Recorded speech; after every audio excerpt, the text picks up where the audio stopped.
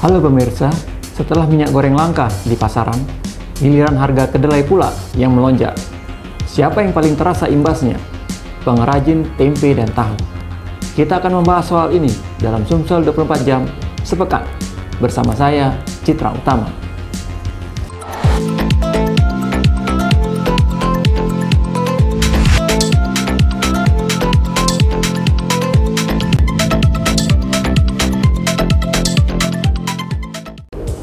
Lonjakan harga kedelai kembali terjadi. Saat ini, kedelai dibanderol Rp11.500 per kilogram.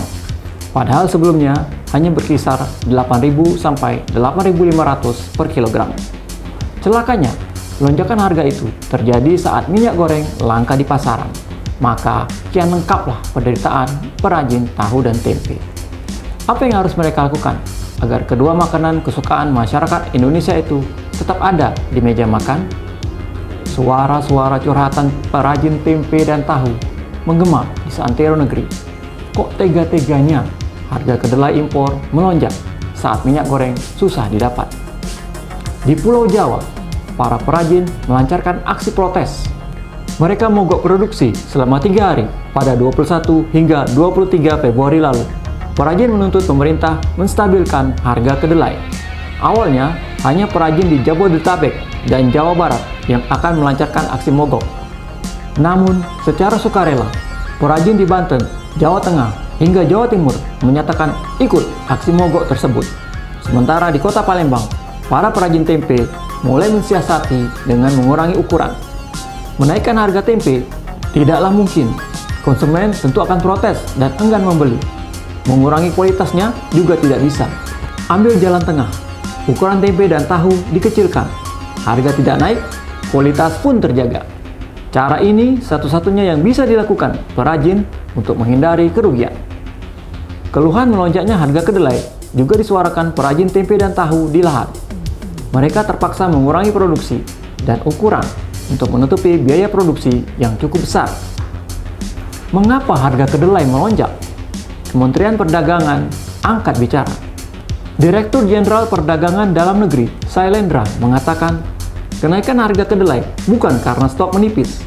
Stok kedelai untuk industri tahu dan tempe masih sangat mencukupi. Menurutnya, yang membuat harga kedelai mahal adalah faktor global. Harga kedelai di tingkat global juga mengalami kenaikan, sehingga berdampak pada harga kedelai impor di Indonesia. Maka, ia menganjurkan perajin tempe dan tahu menaikkan harga jual, karena harga bahan baku sudah naik.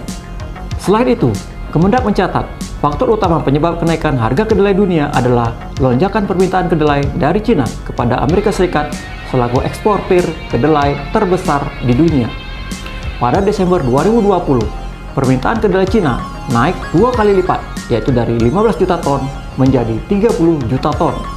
Hal ini mengakibatkan berkurangnya kontainer di beberapa pelabuhan AS seperti di Los Angeles, Long Beach, dan Savannah, sehingga terjadi hambatan pasokan terhadap negara importir kedelai lain termasuk Indonesia. Lantas, bagaimana dengan kualitas kedelai dalam negeri? Ini persoalannya. Soal kualitas, tidak ada masalah dengan kedelai kita. Tapi, umumnya perajin tempe dan tahu lebih menyukai kedelai impor. Sebab, ukuran kedelai lokal dianggap lebih kecil dari kedelai impor. Guru Besar Bidang Pangan, Gizi dan Kesehatan IPB sekaligus Ketua Forum Tempe Indonesia, Made Astawan, mengatakan ada beberapa kekurangan dari kedelai lokal dibanding kedelai impor. Selain soal ukuran, kulit ari kacang kedelai dalam negeri sulit terkelupas saat proses pencucian. Proses peragiannya pun lebih lama. Lalu setelah berbentuk tempe, proses pengukusan lebih lama empuknya, bahkan bisa kurang empuk. Dalam hal budidaya kedelai, baik lokal maupun impor, punya kelebihan masing-masing. Kedelai lokal memiliki umur tanam lebih singkat, 2,5 hingga 3 bulan daripada impor yang mencapai 5-6 bulan. Benihnya pun lebih alami dan non-transgenik. Akan tetapi, dalam hal produktivitas dan luas lahan, kedelai impor lebih tinggi. Bila varietas lokal umumnya masih berproduksi di bawah 2 ton per hektar, maka kedelai impor bisa mencapai 3 ton per hektarnya. Lagi pula, petani kurang berminat menanam kedelai. Mereka lebih menyukai menanam padi dan jagung yang punya nilai ekonomis lebih tinggi dari kedelai. Direktur Center of Economics and Law Studies, Bima Yudhistira, mengatakan ada beberapa hal yang bisa dilakukan pemerintah untuk menstabilkan harga kedelai. Yang pertama, meminta para importir membuat kontrak kerjasama jangka panjang kepada produsen kedelai di luar negeri. Cara ini dianggap bisa membuat harga kedelai lebih stabil. Selama ini, importir dengan produsen kedelai di luar negeri menaikkan kerjasama jangka pendek.